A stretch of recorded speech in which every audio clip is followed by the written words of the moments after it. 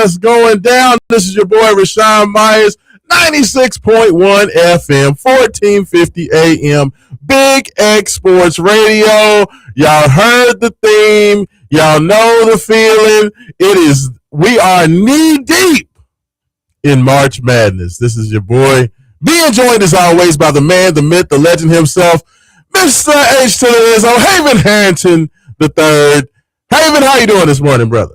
Man, you know, football season's almost here, man. The Louisville Kings play this next Friday. Football season. Did you really just said football season? I did, right? But you know what, man? I'm telling you, in the mortal words of one of my favorite wrestlers, oh, yeah, the madness is here. Yeah, you're ready for it. Yeah, I'm telling you. It's almost that time, Haven. It is that time. I mean, some of these games, good look. Unbelievable. Kentucky has the game of the tournament so far. Yes, that was when Santa Clara hit that 3-pointer to go up by 3. They did to go up by 3 with like 3 or 4 seconds left to go in the game. I'm like, no, not even that. You gave him too much credit. 2.5 seconds. 2.5 seconds. Yeah. And I was like, game's over. No. Yeah. See, that's why you foul. That's why you foul, folks. You foul, you call timeout, something, but no, you just foul him. Let him shoot 2 free throws to get the rebound. Game's over. It happened too quickly. This is why you call timeout. You call timeout to figure out your strategy. And you know, it was one of those things. It was very interesting. Coach Herb Sendek, who of course is a former Rick Pitino assistant, now the head coach at Santa Clara, he paused and got caught up in the moment for a second, maybe. He got excited. And he missed the opportunity to get the officials' attentions and call timeout. And that worked out in the favor of UK as they got it in quickly. They got it to Otega Owe a little bit further than three-quarter court, and he was able to get, 2-3 dribbles? That's all it took. And banked in the 35-footer. Crazy. And Kentucky gets the win in overtime. This is an unbelievable game. It was an unbelievable game, Haven Harrington. That, like, everything, like, it was an amazing first 2 days of the NCAA tournament. I'm not just saying that because, you know, your boy's sitting right now in the bracket challenge is in the 100 percentile. Really? At ESPN. Yes, I'm in the top. They said the top 44,000 brackets, which just lets you know how many brackets there are. But yes, your boy is in the 100 percentile right now. I am, currently, fighting for the money, Haven. So I think I only got two games wrong in the first round, 2 or 3. I want to say.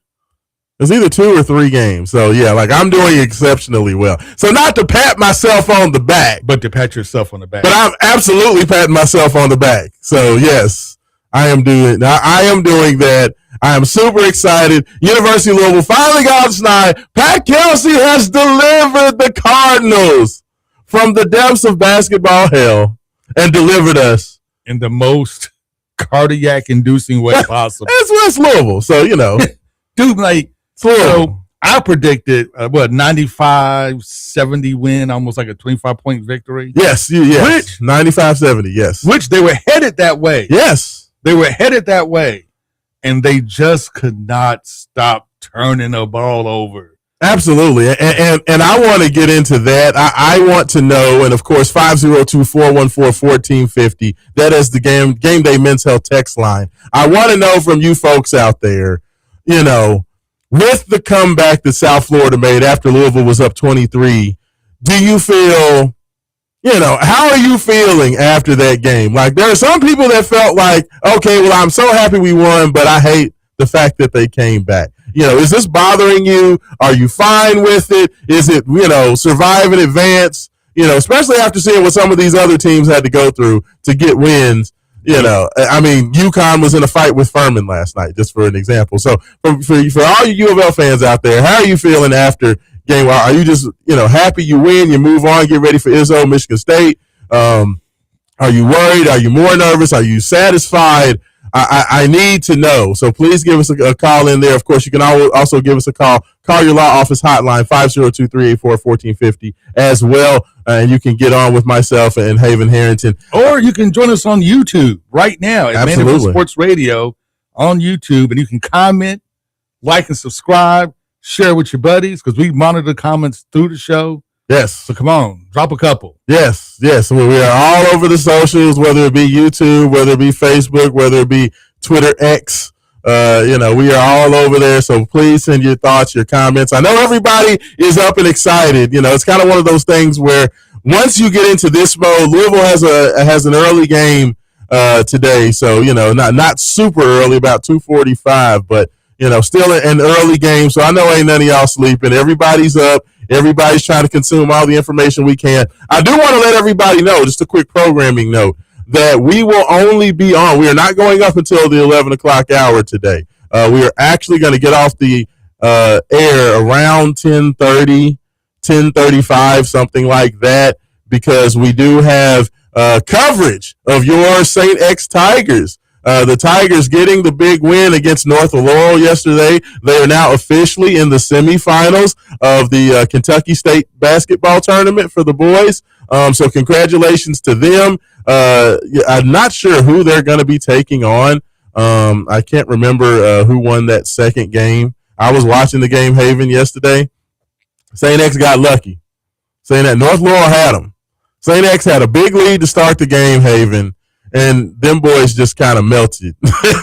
They you know how things go in rough for Louisville teams at the state tournament. Yeah, you know how this goes, and they kind of melted a little bit. But to their credit, they held on. So Chief Cameron and Josh Lindsay and Jordan James and Jordan Jackson. Excuse me, I said Jordan James. Jordan Jackson and the rest of the guys over there at St. X have a very super talented team. They are the best team in the state. I don't care what the Licking House ratings or any of the other ratings that are out there. St. X is the best team in the state. They have a tremendous amount of talent. They have some veteran leadership. So hopefully St. X can get it done. But because of the St. X coverage starting around 10:40, we're going to get off the air around 10:30, 10:35, and then we'll just roll into St. X coverage. So just a little programming note that we will be hopping off a little early, in to make way for the St. X coverage. I'm not sure. I think John Spears is going to be on that coverage. I'm pretty sure John is going to be taking care of that. So I know he's very excited about that. They're excited to see St. X try to win their first state tournament in, I'm sure, a long time. I know St. X wins football championships, but Haven, I can't even think of the last time that St. X won a basketball championship. I know Trinity has gotten a couple. But St. X in basketball, that's right? They win all the football championships. I mean, heck, they have about 30 or 40 of those. So, I guess we'll have to just get used to them playing basketball as well. But yeah, just wanted to let you guys know that. But we have so much to get into.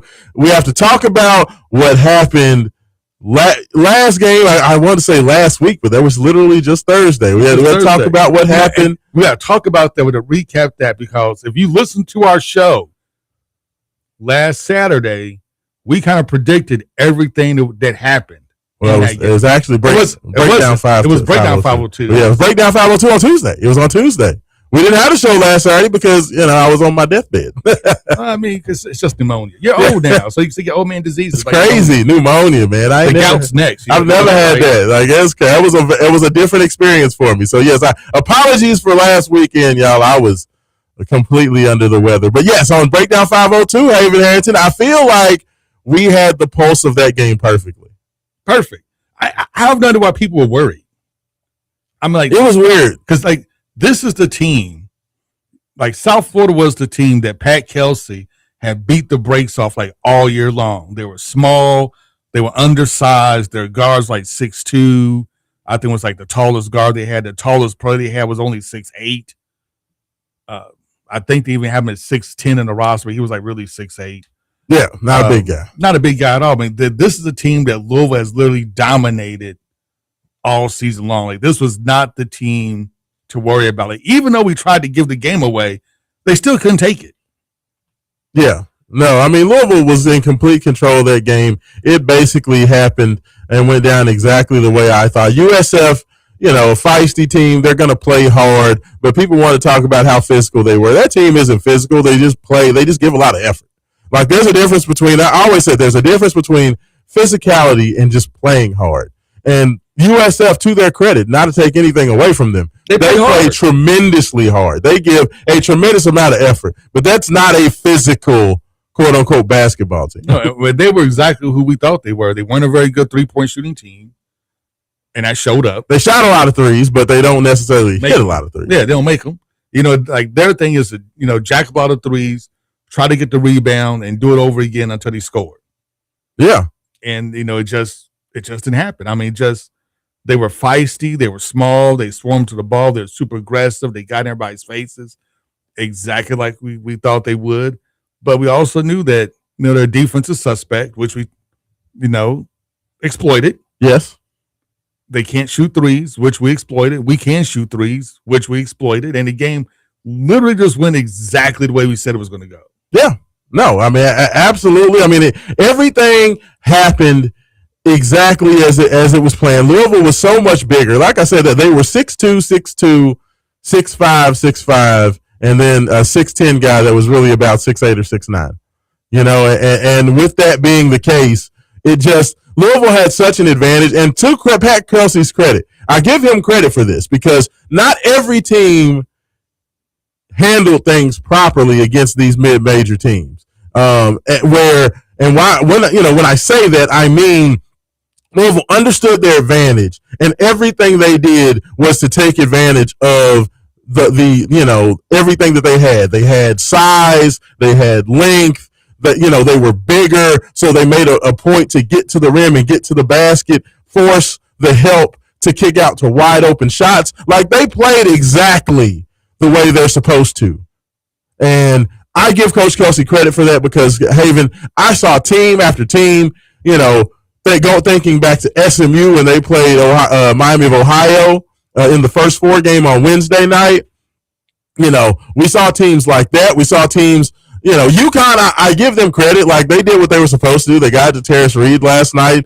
Terrace Reed had like 30 and 27, something ridiculous. That is crazy. Yeah, 30 and 27 last night, but even UConn did a little bit too much of let's just throw it out on the perimeter. If Terrace Reed does not have like a Wilt Chamberlain-esque line, UConn could have lost last night because they did not take advantage. You have to take advantage of these teams. These mid-major teams, usually the difference is it's not skill level, it's size. And if you don't understand how to exploit your size advantage, that's when the upsets happen. It happened in North Carolina. North Carolina just could not get out of their own way. They lose the High Point, and it's just one of those things where if you get lulled into trying to play the little team's game and not taking advantage of where you're strongest at, it will come back to bite you. It always does. And unfortunately that happened to some teams, but you know what? I picked all those upsets, so I'll take it. Haven Hanson, do you think Hubert Davis loses his job there at North Carolina?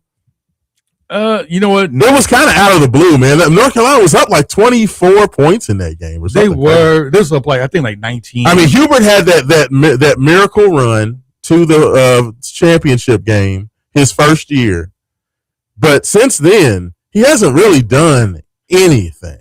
Not really. And now you lose in the first round to High Point. I think there's a chance North Carolina might. If he was not an alumni, would he lose his job? Let's put it like that. If he was not one of the favorite Tar Heels all time, would he lose his job? Yeah, he'd be gone. I think that and the fact they lost their best player. Yeah. Caleb Wilson being hurt, but you should still beat High Point. Yeah, I mean without Caleb, you should beat High Point. Maybe lose the next game. Okay, yeah. But it should definitely be High Point, even with the injury. But it is what it is, man. He'll get the Kenny Payne treatment. He'll get the extra year when he shouldn't get the extra year. So, yes, I'm saying Kenny Payne only got 1 year. Actually, I would have given Kenny Payne like 6 months. That's a different story. Because, yeah. All right. I am in wait and see mode. Like, I am very interested to see how that's handled. Because let me tell you something. I think that Mark Pope saved himself a lot of pain. Oh, he did, because Mark Pope, man, if he would have lost, if he would have bounced out in the first round of the tournament 2 years in a row, they would have been ready to run him out of town. With that roster, with as much money as they spent on that roster, his seat would have been scorching hot. Scorching hot, and it's still whiffing on players now. Oh, my goodness. I mean, I'm just saying, like, to me, I'm not saying that Pope would have been going anywhere. Not at all. Like not at all, not in the least, but the seat would have been like mega hot. Like you better kill it in the transfer portal. Just kill it. Like, yeah, like I think he saved himself from so much scrutiny and so much anger and so much frustration. Like, he bought himself a lot. Like, I'm not saying that if they lose their next game, that people aren't going to be upset if they lose to Iowa State, even though Iowa State, they just lost their best player. The Joshua Jefferson got hurt on like the second play of the game, went out with a twisted ankle. So he's more than likely not going to play Sunday against the Cats. But even with that, even if Kentucky loses that game, while Kentucky fans will not be happy, and they don't measure tournament success by do you get to the second weekend. They measure tournament success by Final Fours championships. But I think that if the fact that Pope at least got that one win and didn't pull the Calipari and lose to like what's matter you Bryant or Northwest Directional State University Polytechnical Institute. I think he saved himself a little bit of goodwill with that one. So, and I'm not mad at that. Like, I'm gonna go on record, Haven Harrington. Like, while I hate Kentucky, I am very much fine with Mark Pope being the coach. I know you are. I am too. I was mad when he fired Stoops. I am very much okay with that. So I am happy Mark Pope is going to be gainfully employed at the University of Kentucky. He may have just bought himself an extra year. Like, not only next year, he probably bought himself a fourth year. You think so? With getting that win. Yeah, I do. Because, if he would have had a tournament flop this year and then has like a uninspiring year next year, like let's say he only makes it to the second round next year, I think that there's a chance he could have been gone. But I feel like he got the win this year, so he didn't go out in the first round. I feel like he bought himself at least. I don't know. I'm thinking like if he loses in the first round next year, you think he'll be gone? It'll be a wrap. You think so? Even with the win this year? Oh yeah. I don't know. Oh yeah. I mean, because it's hard to fire alumni, man. You know what? It is very hard. So to fire I would alumni. say this: it's hard to fire alumni, but Kentucky will pull that trigger in a heartbeat if they think that you're not going to have their basketball team rise into glory. Like, they're not going to take being a middle tier SEC team for too much longer. Yeah, Kentucky fans, the two things that you must do: you must have a certain level of success, and you got to do better than Louisville. As long as he doesn't lose before Louisville loses in basketball. Well, the problem is, like, he already got blown out. Like, right? That's the thing, and that never happens. Like, yeah, that's true. Kentucky almost never gets blown out by Louisville in basketball. Yeah, that's fair. I didn't consider that math. Yeah, that does shorten the a lot. And then they spent $20 million to have they need a miracle shot to beat Santa Clara. So I would say this: if Louisville has not beaten Kentucky in Rupp since 2009, I believe is the last time that happened. Like, if Louisville was to go into Rupp next year, beat Kentucky, and they lost in the first round of the tournament, then he would be gone. Oh yeah, he'd be gone. I'll agree with that one. Like, I don't think you can do that. But good job, Pope. You got it done. Otega Owe saved your bacon. One more year. So, 50-50 basketball at Lexington. Here we go. Yeah. So I like that. I'm a big Mark Pope fan. I hope he stays there forever. Go Mark Pope. Good job. Give our support. But I tell you what, when we come back, man, we have a special guest that's going to jump on with us and chat about a few things. I'm going to be super excited to talk to him. We're also going to chat about everything else going on with the madness. We're going to talk about, what we liked and what we did not like against USF.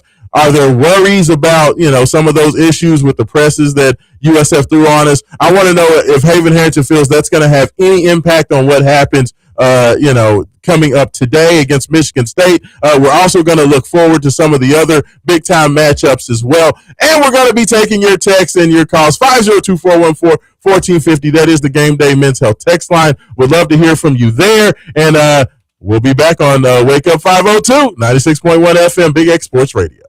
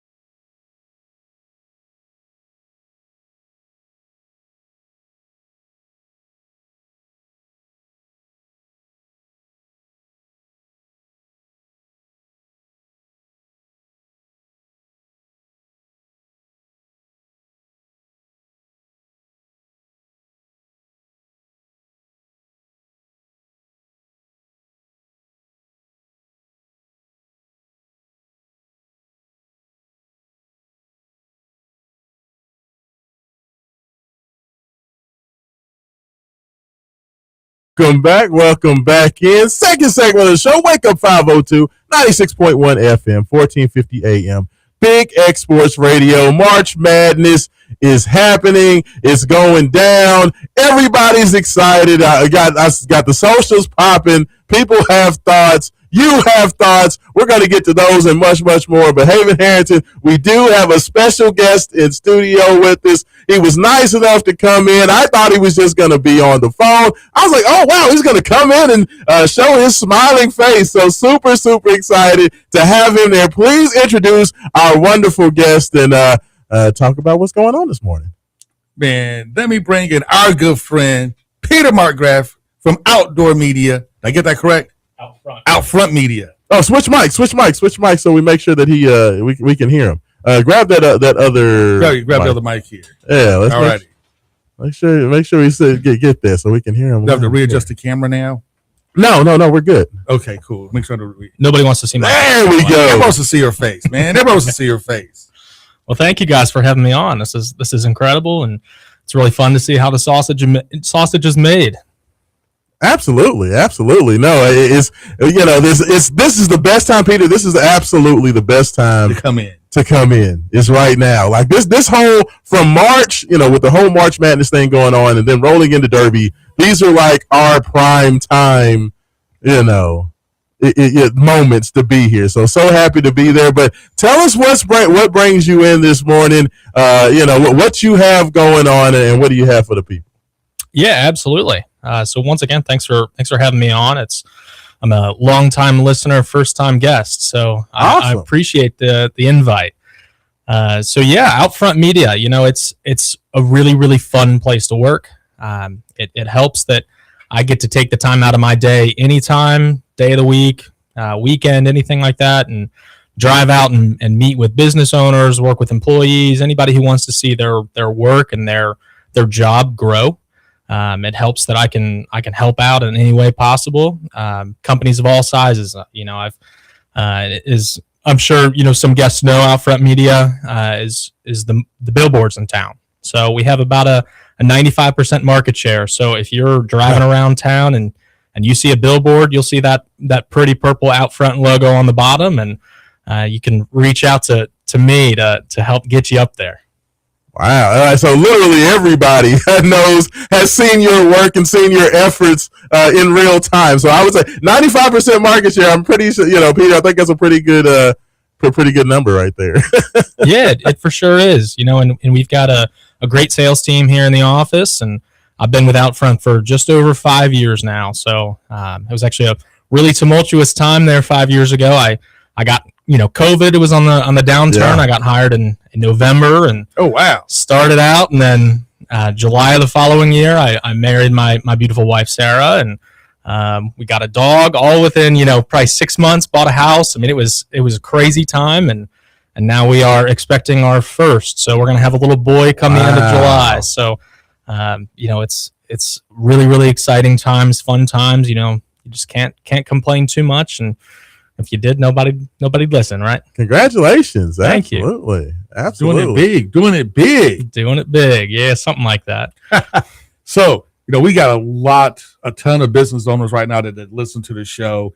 Man, if they want to reach out and get like their business on one of your bazillion billboards all around this great metro area, like how can you get a hold of you guys? Yeah, absolutely. I can leave a couple business cards here. If anybody wants to call or text in, they can. I'm never shy of giving out my cell phone, so people can always reach out. Like I said, day, night, week, weekend, anything like that. I always try and make myself accessible because if you're running your own business and you're working 8 to 6 Monday through Friday, you're not going to be able to cut away and go out and get lunch.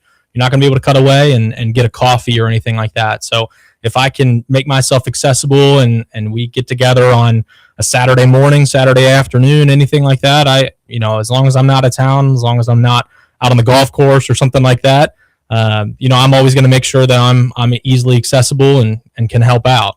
I've worked with companies and businesses and just individuals of all sizes. Anything from a company like McDonald's who has placements all over the country, all over the market, suburb, city, everything. Or, I've had an independent artist that had an album that was dropping, and she said that she wanted to get her picture on a billboard so she could put it out on all socials. And so we did a 2-day campaign. And so she was up on a digital downtown. She took a picture in front of it. She put it out on all of her social media. So we can work with budgets of all sizes.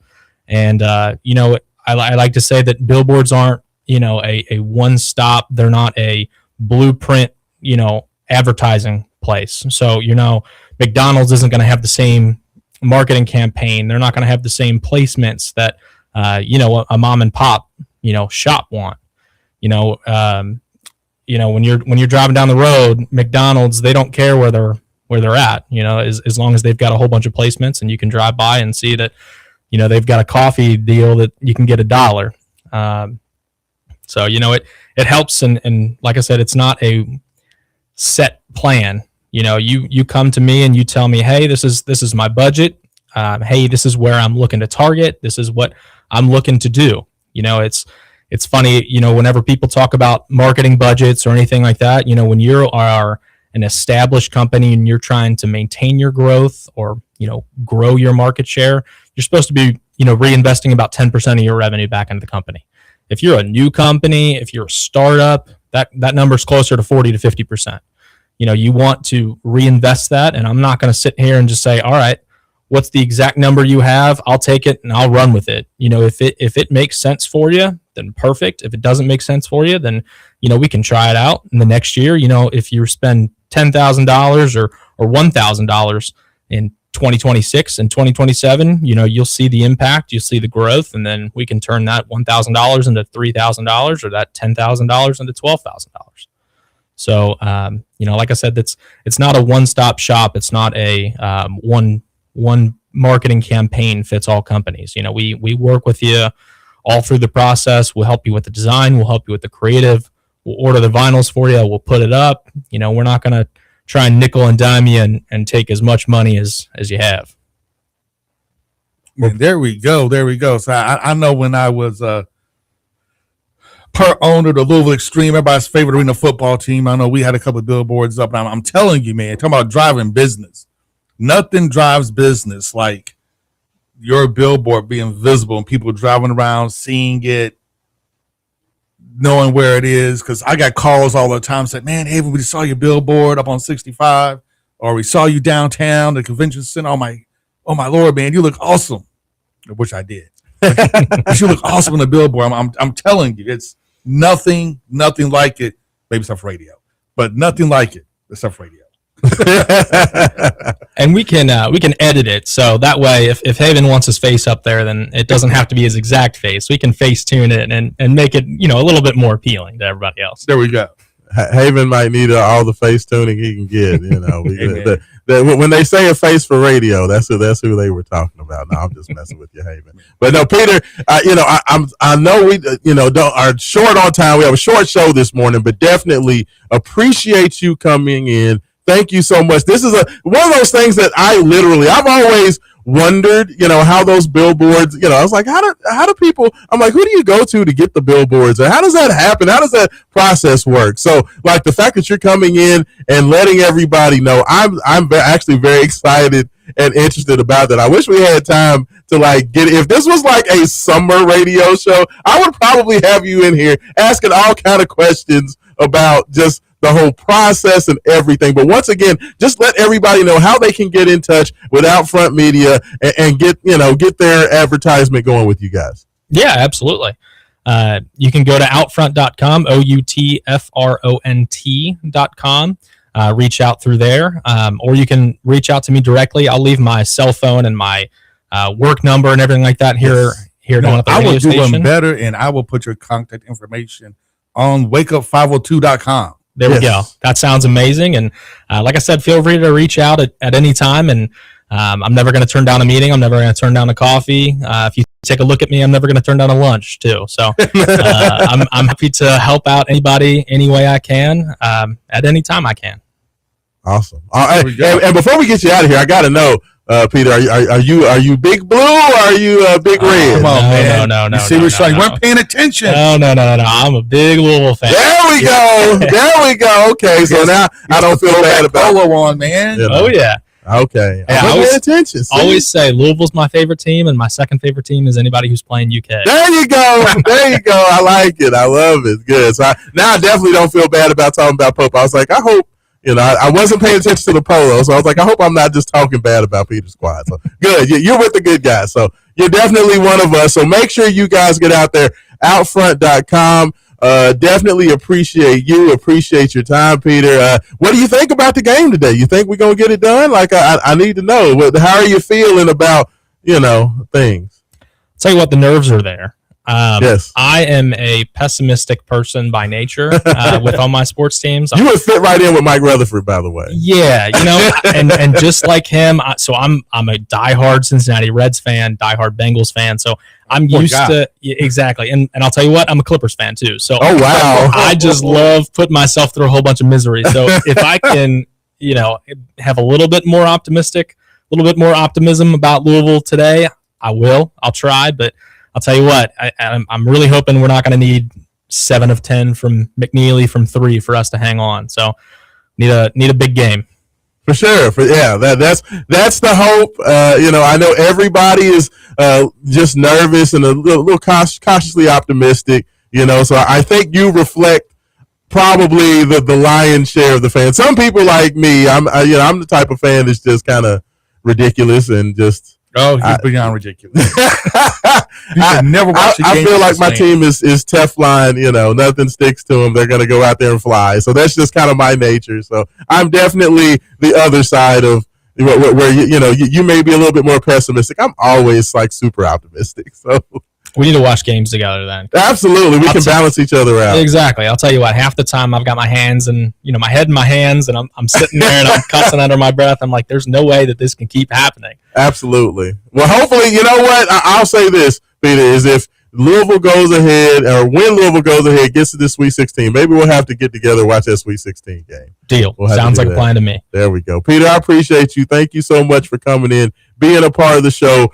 We'll definitely be reaching out. We're going to have that contact information, people, on wakeup502.com, so you can make sure that you have all the Outfront Media information. But thank you so much for joining us this morning, sir. Thank you guys for having me. I appreciate it. Absolutely. There we go. Haven Harrington.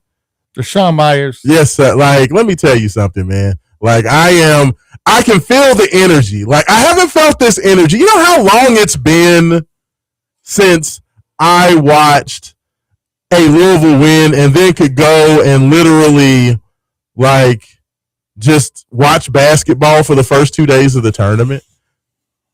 Since what, 2000 and, oh, good Lord. How long has it been? Almost a decade? 2017 was the last time Louisville won a tournament game. That is crazy. 2017, brother. I forgot what it was like to have your squad win a game and to watch all the other games and just be able to entertain and enjoy the tournament. I had completely forgotten what that felt like. And it felt amazing. Like, it felt unbelievable. I need more of this. I literally crave this. So you know what? So I'm going to throw this to you. Do you have any concerns going into Michigan State game after what you watched with Louisville and South Florida? So, for me, I will say this. I know a lot of people saw the South Florida, press and turn Louisville over a bunch. I believe Louisville had 22 turnovers.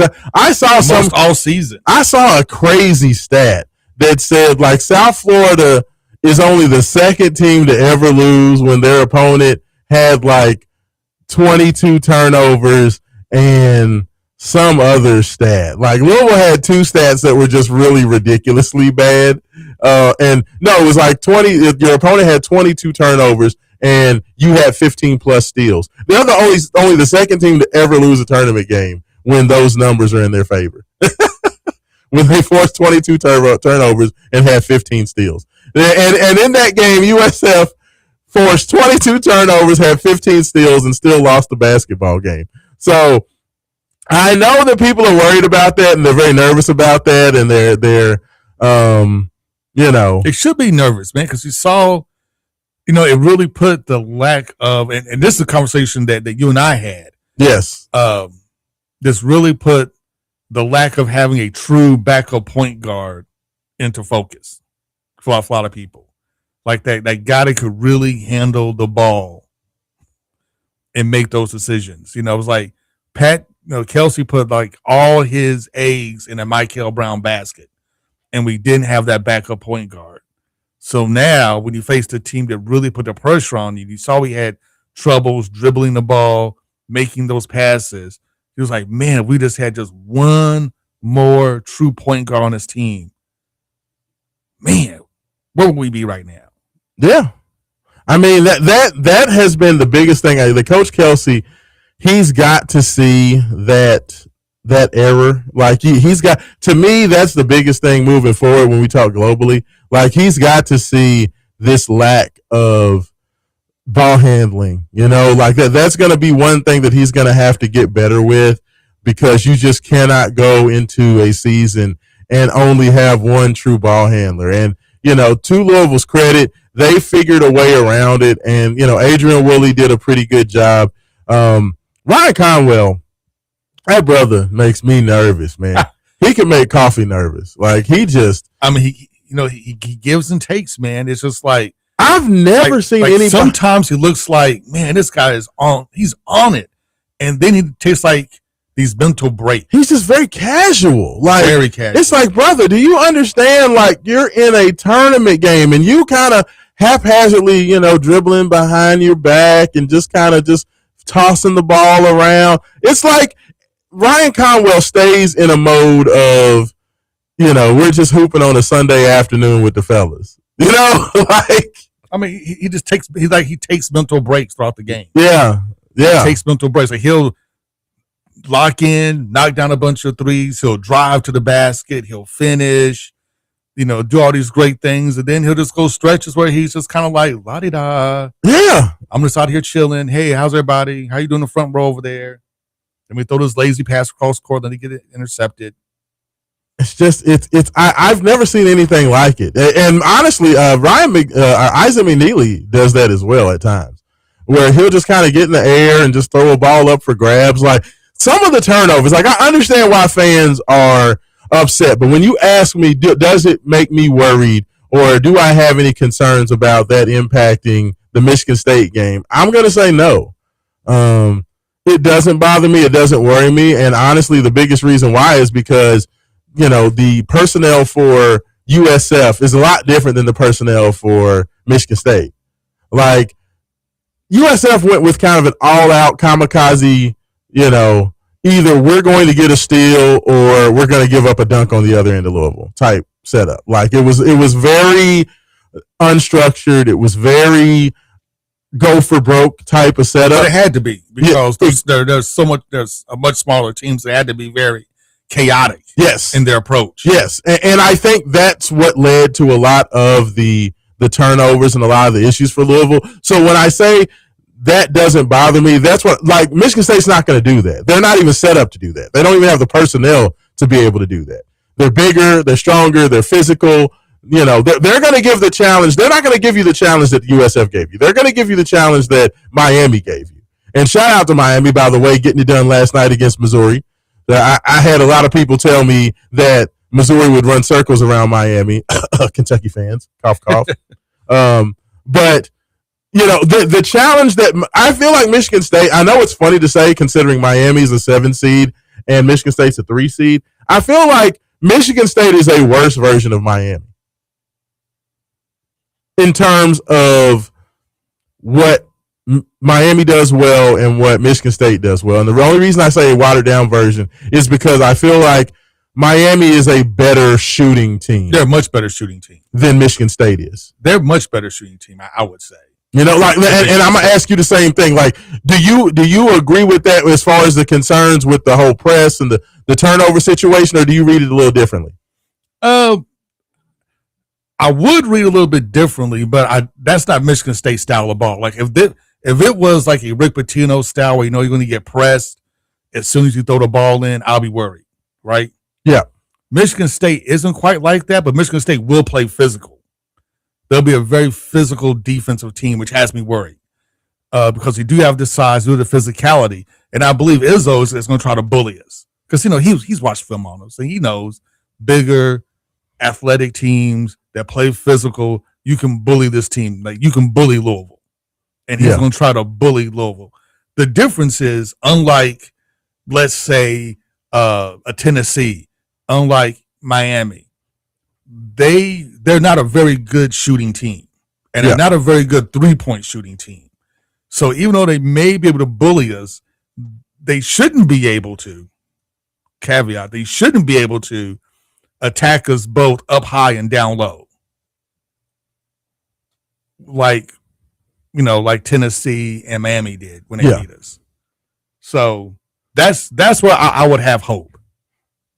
Yeah, no, I think that, and I totally agree with you. I think this is the thing that we discussed. We've talked about it for the last 2 or 3 months. Is that we knew Louisville at some point would, probably in the second round face a team that's going to be bigger. They're going to be a lot more physical, and they're going to give some of the challenges that Louisville had deficiencies with. And I think that Michigan State is a perfect example of that. They go 6'11" and 6'10" at the 4 and the 5. They're big. They're physical. Cohen Carr is a big wing that goes around 6'5", 6'6", but the kid has like a 52-inch vertical. He's probably going to set the NBA record at the combine for the highest vertical ever when he gets there. Some people say he has 55 inches. Hey, but do you think that's true, that a guy that's 6'6" could have a 55-inch vertical? Like I almost say that's like Paul Bunyan. I mean, it's possible. 55 inches is crazy. Like, highly unlikely. He's not Del Griffin or anything. But I mean, Cohen Carr can jump, but he's not Len Bias. So. Yeah, it's kind of insane. Like the way they talk about that man and some of the stuff he can do when he jumps in the air is like Earl the Goat Manigault type stuff. Like, it's like, okay, hey, but the man. He does have a vertical. He's unbelievable. He's unbelievable. And he's super athletic. My son almost said he wanted to see Michigan State win just because he wants to see Cohen Carr dunk some more in the tournament. I'm like, you're really going to turn your back on Louisville because you want to see a dude dunk. Your son definitely would. It's absolutely ridiculous. Your son definitely would turn his back on Louisville to watch some weird player that we never heard of do well. Yeah. This actually guy we all know of, but your son likes weird. Yes, weird name players. The guy that he has hitched his wagon to this year is Xavier Lee, the point guard for Florida. He transferred from Princeton. He is Cam's favorite player. So Cam has hitched his wagon to Florida, repeating as champions just because he wants to see Xavier Lee win. And so, yeah, that's what I've been having to hear and deal with, is this man talking endlessly about how great Xavier Lee is, and I don't think he's that great. In my personal opinion, I feel like that's one of the reasons I don't think Florida's going to repeat. They're not. Florida's not going to repeat. Mark it. Write it down right now. Xavier Lee couldn't guard me or you. That's all I'm going to say. He can shoot the ball a little bit, but that kid don't play no defense, man. Just please. But, but I will say this, man. I'm excited about what's coming up. I'm excited for not necessarily day 2 of the tournament, but the second round, the round of 32. I'm excited to see this matchup. I'm really excited to see this matchup. I'm excited to see if Louisville has learned their lessons from this season. Yes, they started to. And I know we got a couple minutes before break. I want to get your thoughts on this after the break. But I've been kind of thinking about this, and I think Pat Kelsey put so much time, not so much time, let me rephrase that. He put so much stock in Michael Brown Jr. I think he neglected some other parts of the team, mainly the inside of the game. And I think now that Michael's going to be on the shelf, most likely won't play at all the rest of the tournament. I think you kind of saw this in the last couple of games that Louisville played and through the AC tournament, that there's been a refocus now on, I got to get this inside game going. Well, I got to get Zoo and Fru going, because I'm not going to have Michael. So I got to get this other part of the game going. But I wonder if you waited too late to see that was an issue to get it going. So let's talk about that when we get back on the break. Absolutely. We'll be back. Wake Up 502. This is Indiana's only locally owned sports talk, The Big X.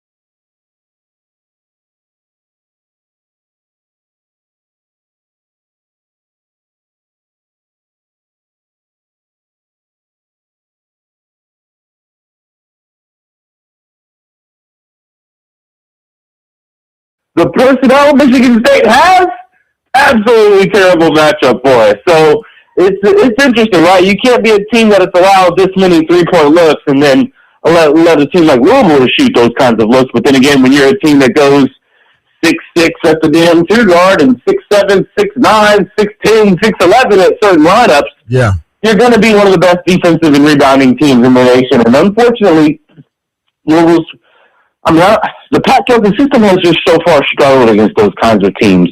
So I'm kind of just excited we're there. I'm excited to know that at the end of the day, Louisville's 3-point shooting is enough to beat a team like Michigan State if you can get hot, and there's always that opportunity, right? We need about 10 minutes. We need about 10 minutes of our best basketball to turn any game on its head and be right there. So the fact that we are a team built like that to where we can play, we can run, we can get up and down the floor, and the other Michigan State side that's not going to press us up, not going to, try to muck things up until we get into the half court. There's the opportunity to come and get good shots in this game. So that's just what I'm looking forward to. We've got some shooters, and they're going to go out there.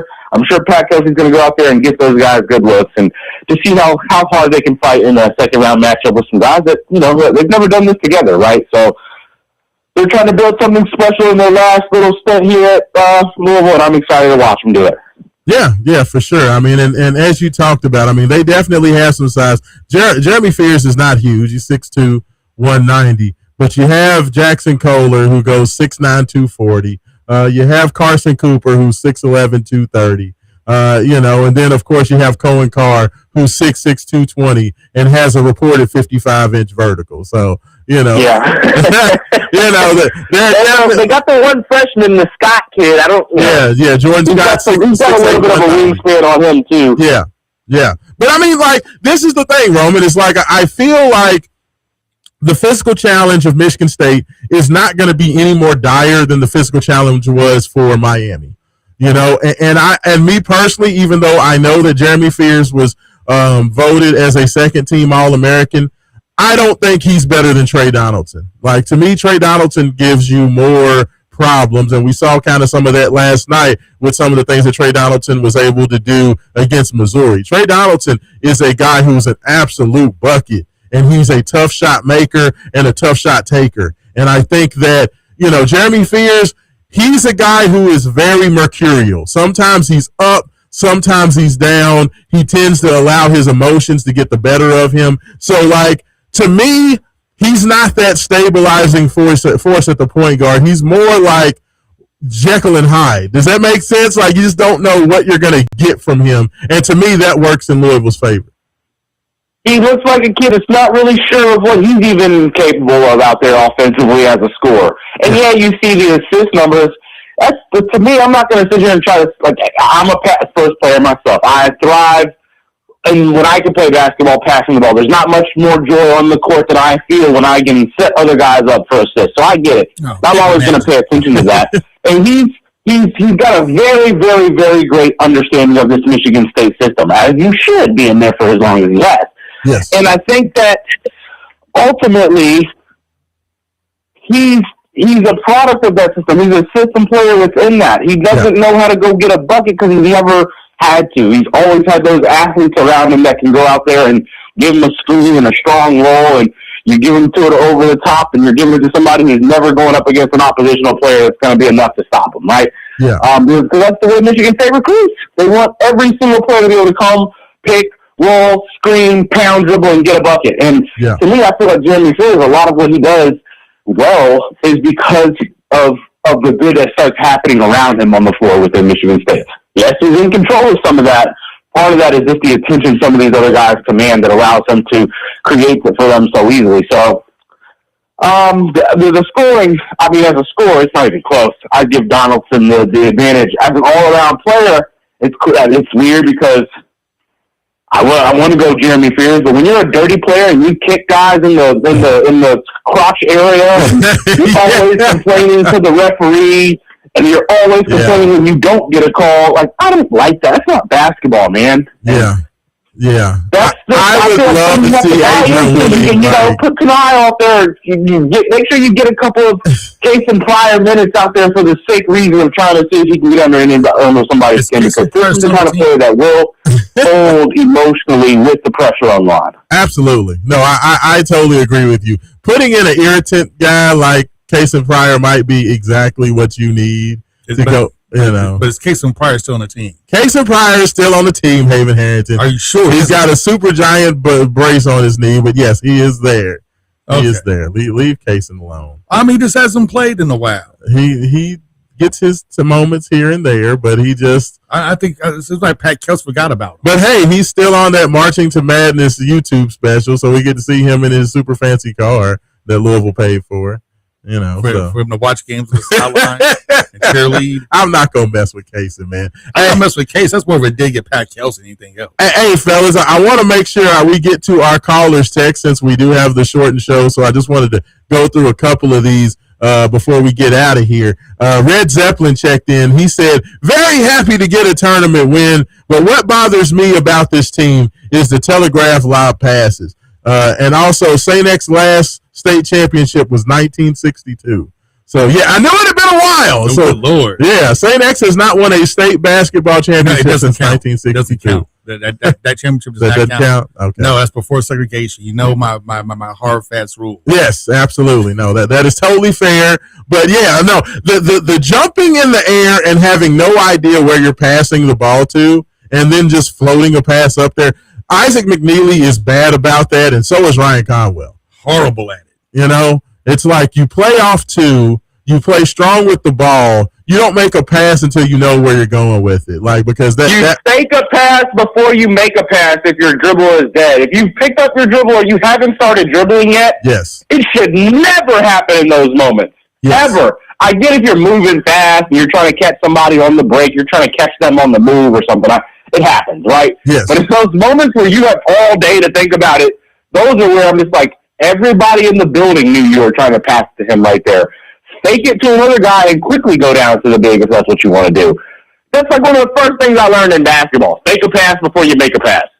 I don't understand how we haven't seemed to cut those kinds of turnovers out of the game. Or even if it's not a turnover, it turns into a broken play because it's a sloppy catch. And now the player doesn't get to go up and fake and get the kick out like he wanted. And you've got the defense collapsing and jump balls and loose balls happening when those kinds of things arise. So you have to be secure with your passes. Yeah, fundamentals of passing the ball, fundamentals of taking care of the ball. I need to see Ryan Conwell with a sense of urgency and a want to protect the ball at all times. Like, I cannot have the relaxed, casual Conwell dribble today, Roman Kelly. It drives me insane when he just kind of casually behind the back, wrap around dribble. It's like, dude, it's not the time for your dribbling exhibition. Like, just get the ball up the court, cross over if you need to, but let's just, get the ball up the court. Down dribble, put your shoulder into him. If you don't have the lane, behind the back, give it up in a quick cut.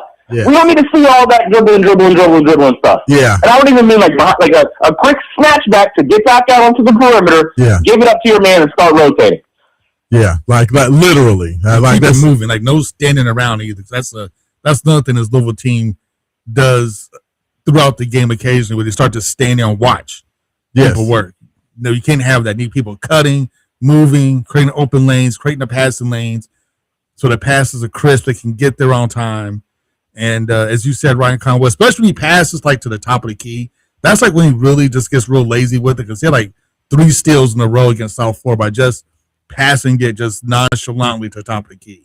Yeah, no, we can't have that. I agree. The ball security needs to be at a premium. Texter says, mid-major teams are giving the big schools problems because of the portal. These teams are even. The difference is the big schools still get the NBA guys. Pat understands the mid-level game.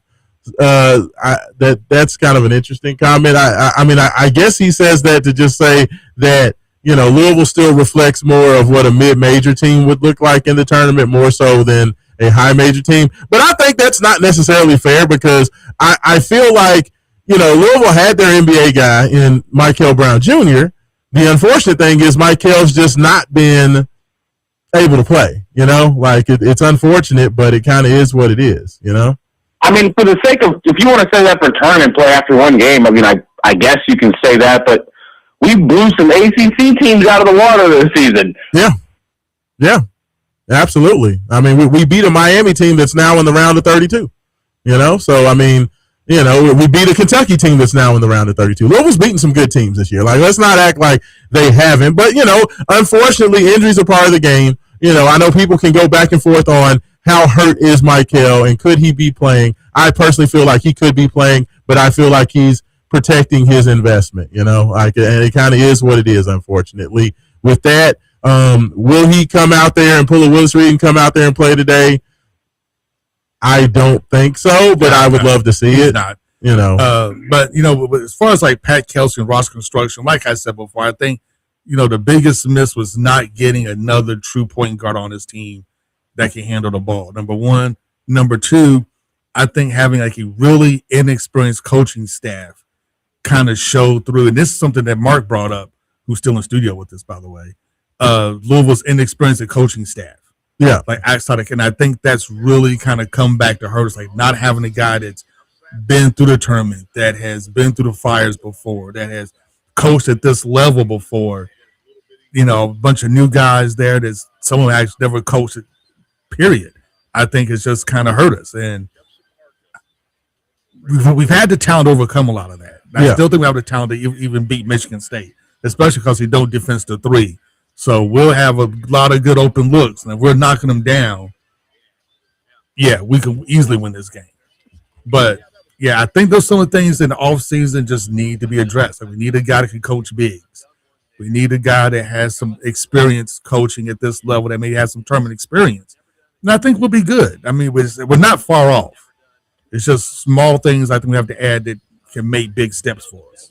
Yeah. No, I mean, it just the toughness level, Sananda Frew kind of turning up his effort level a little bit. Those little things like that. If Frew, like I said, if Frew could just see what Zugris is doing and in terms of just being aggressive, if Frew can get a little bit more of that, like I liked what I saw from Frew against USF. He was being a little more aggressive. Like, the more aggressive we can get Sananda needs to get back to being a guy who can give you 8 to 10 points and 6, 7, 8 rebounds and a couple blocks. If he can do that, Louisville has a chance to advance. Like, we just need him to be a little bit more aggressive. It just feels like if Sananda has the game to do more, but he just feels like he never wants to do anything unless he's told to do it. Like, he never just says, I have the ball, I have an opportunity to score, I'm going to go get a bucket.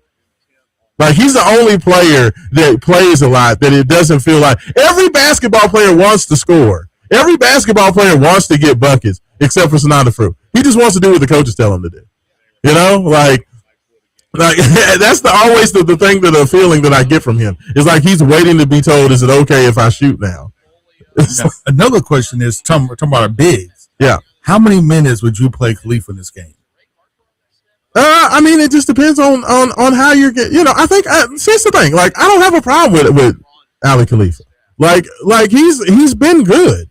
Like, he's done a lot of good things. I think that he actually matches up better in this game than he did in the USF game, because you would think of a team like USF with a lot of smaller, faster guys, that would be a problem for him. Whereas Michigan State's got slower, more plodding types of players. You don't really have to worry about that. Does that make sense? Yeah, it does. But it seems like size always, even though like Khalifa's a big guy, it seems like players with size always give him trouble. Well, I mean, he forgets, like he does know, but like once he gets the ball at the top of a key, he has to do anything else besides distribute the ball from the key. Anything less than that against light physical players, he tends to kind of get lost in the sauce. Yeah, I mean, I don't feel like this is a time like Miami. Yes, because Uday, the big man from Miami, Malik Renew, those guys are kind of going to get up in you physically. I don't think you have to necessarily worry about that as much in a game versus Michigan State. Like, Michigan State is going to play tough defense, but they're not nearly as quick or athletic. So I don't think this will be a game that's going to bother them. Also, on top of the fact that Michigan State really doesn't just give it to the big man the way Miami does with Renew, and then they're going to clear out and let Malik Renew just kind of work. That's not really Miami's. Michigan State. Their big men are going to set screens, look for pocket passes. To try to get into the dunker spot and try to get passes over the top where they can finish. They're not really a clear out and throw it down low type of offense. So it's still a different challenge than what Miami poses. It's going to be a little different. So it'll be interesting. It's going to be a chess match. I mean, Tom Izzo is one of the best to ever do it, and he's definitely a guy who will adjust game plans on the fly. So this is going to be a test for Pat Kelsey to see what he can do in terms of making adjustments as Michigan State does as well. Texter says, how can I listen to y'all show live? He says, YouTube is not working. Well, you text into the show, so you had to be listening to something somewhere if you got the text in. But, of course, you can listen to us live on WXVW. If you go online, you can pull it up that way. WakeUp502.com. You can go on YouTube. We're on X and we're on Facebook. If you look up myself, Raashaan Myers on Facebook, you can look up Main Event Sports Radio on YouTube. You can also check me out at Raashaan, that's RAASHAAN on Twitter. And we're live there. So we're live any and everywhere. You can check us out on there, as well as on the Big X Sports Radio YouTube page as well. So we're all over the place. You can definitely find us somewhere. And I think we got one more text in here. Last texter says, win a game versus UCF, and now all the issues are solved. We have seen this scenario all season. Michigan State is a different animal. I mean, I don't think all issues are solved. No one said that, I said the issues that USF causes and the problems that USF cause are different than what Michigan State's going to cause. I don't think one has to do with the other. Haven, is that fair? Oh, it's very fair. These are two completely different teams.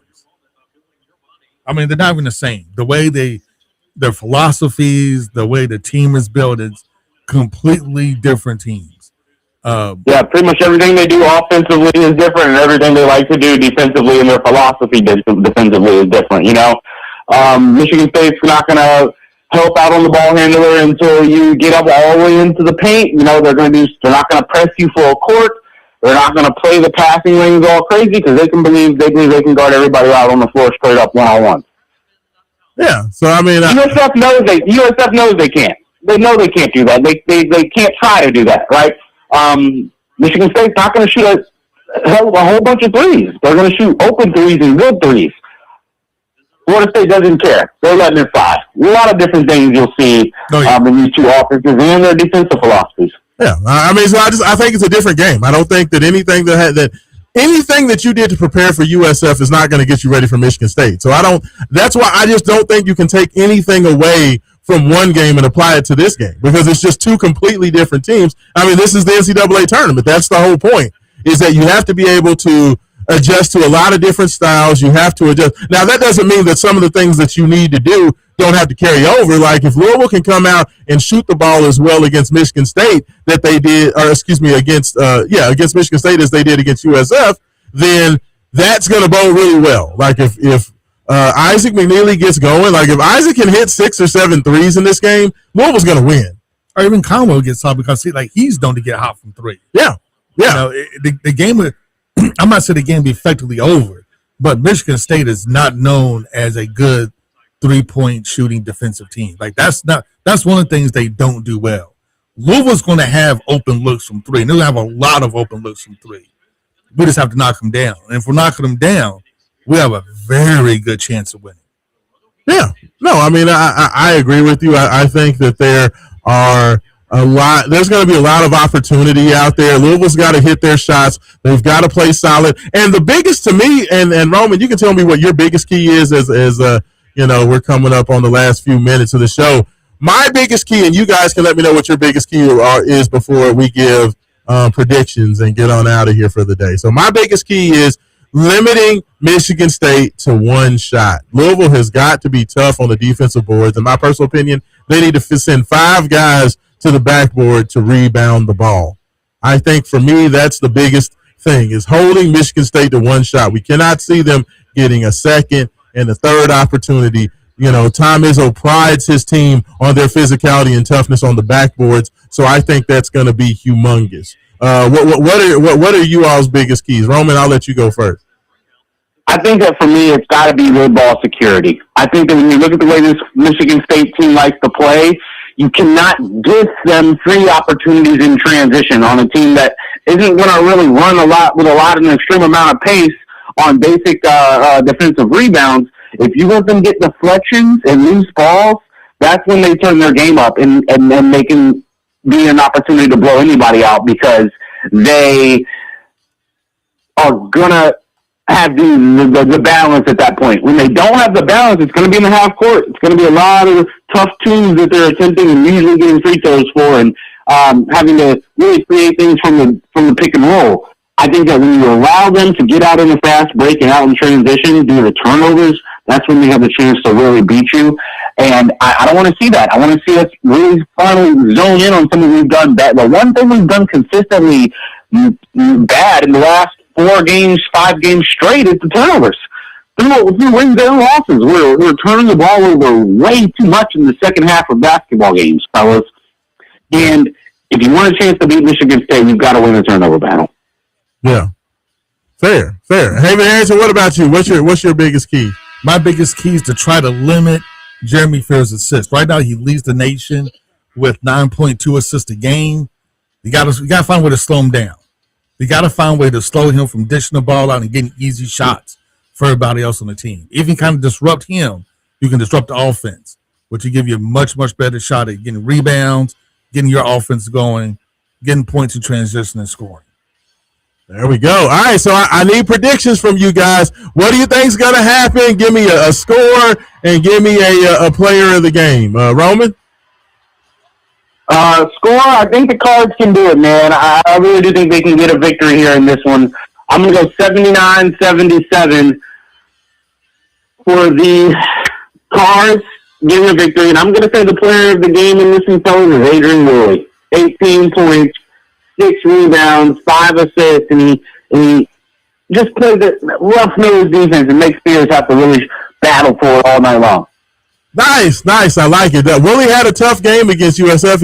He controlled the tempo against USF. Didn't have a big scoring game. Would love to see him bounce back. Haven Harrison, what about you? If Louisville doesn't turn the ball over, I think they can get it done. They can slow those turnovers down. I think they can do it. To me, the player of the game from Louisville is going to be Zoo. I think Zoo's ability to kind of disrupt guys in the middle, to use his energy, to use his physicality to push guys off the spot they want to be on with the ball, because that's where Louisville's going to be strong. I don't think Frew he gets intimidated when he goes against big guys. So I'm going to get Zoo on there. Give me Louisville by 2, 77-75. Wow. Now, you know what? We got two votes for Louisville heading to the Sweet 16. Well, I'm going to make it 3 just because I cannot, I'm not going to pour any cold water on the positivity. I like it. I agree with you. I actually picked Louisville to beat Michigan State on both of my brackets. So my bracket, which, by the way, Roman, my bracket only has 3 incorrect selections so far. I'm in the 100 percentile on ESPN, by the way. But for now. Yeah, for now. But for me, I'm going to say Louisville 75, Michigan State 72. I really and truly do think that Louisville can get this done. I love this matchup for Louisville. Since the bracket came out, I just think that Michigan State is a little bit too erratic shooting the ball. Louisville's playing good defense on the perimeter, and I think as long as they can continue to get hands up on shooters and keep Michigan State from getting into a groove from downtown, this is going to be a low-scoring, physical affair. And I think Sananda Frew is going to show up. I think Sananda Frew is going to have another good game. I liked his aggressiveness. Give me Sananda to have another big game. I think 12 points, 8 rebounds. It's not going to be a humongous scoring game, but I think that 12 points is going to be big. I think he's going to do some things to bother Cooper and Kohler down low, and I think it's going to be enough. I think the Cardinals get it done. But thank you so much to everybody for listening. Thanks so much to everybody who texted in. Roman Kelly, thank you for calling in and being a part of this last 30 minutes of the show. Your voice of Louisville Kings, Roman Kelly. Thanks so much to Outfront Media as well for coming in and talking about the good things going on there. Haven Harrison, appreciate you. Go Cards. Let's get it done. I am super excited. Let's make magic happen, y'all. Let's see you in the C16 for this. Is Raashaan Myers for the Wake Up 502, and we're out.